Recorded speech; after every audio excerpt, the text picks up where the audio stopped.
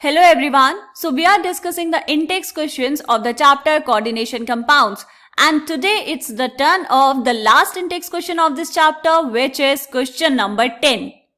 So here the question is, the hexa aqua manganese 2 ion contains 5 unpaired electrons while the hexa cyano ion contains only 1 unpaired electron. Explain using crystal field theory. आपको यहाँ पर दो ions दिए हैं बेटा, आपको बताना है कि एक में 5 अनपेयर्ड इलेक्ट्रॉन्स है और एक में सिर्फ 1 अनपेयर्ड इलेक्ट्रॉन है, उसको एक्सप्लेन करना है on the basis of crystal field theory. देखो ये दो आयंस आपको गिवन है, इन दोनों आयंस में अगर हम बात करें मैग्नीज की ऑक्सीडेशन स्टेट की तो वो कितनी है बेटा, आपको क्वेश्चन में भी गिवन है Mn+2, अदरवाइज आप निकाल भी सकते हैं। H2 एक न्यूट्रल लिगेंड है तो Mn की ऑक्सीडेशन स्टेट I+2, यहां पर ये कितना हो जाएगा बेटा, Cn इज -1 तो x plus 6 into -1 is equals to -4। यहां से भी मैग्नीज की ऑक्सीडेशन स्टेट कितनी आ जाएगी, +2। मैग्नीज +2 में इलेक्ट्रॉनिक कॉन्फ़िगरेशन कितनी होगी बेटा, 3d5, यहां पर भी कितनी होगी 3d5। तो आपको फिलिंग करनी है 5 इलेक्ट्रॉन्स की, लेकिन ये जो आपको लिगेंड्स दिए हैं दोनों आयंस में, एक में क्या है बेटा, एक में आपको गिवन है H2O।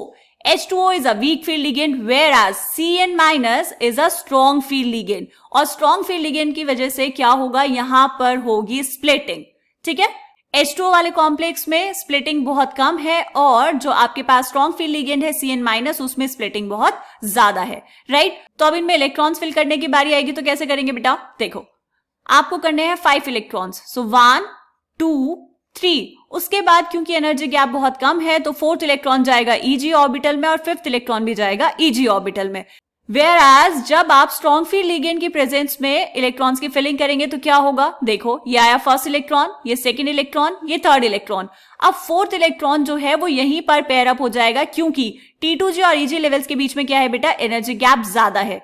तो ये आया 4th इलेक्ट्रॉन और ये आ जाएगा 5th इलेक्ट्रॉन। तो यहां पर हम दोनों डायग्राम्स को देख के बता सकते हैं कि जो आपके पास एक्वा वाला जो H2O वाला कॉम्प्लेक्स है उसमें नंबर ऑफ अनपेयर्ड इलेक्ट्रॉन्स आए 5, वेयरएज जो दूसरा कॉम्प्लेक्स आपको गिवन है उसमें नंबर ऑफ अनपेयर्ड इलेक्ट्रॉन्स आए 1।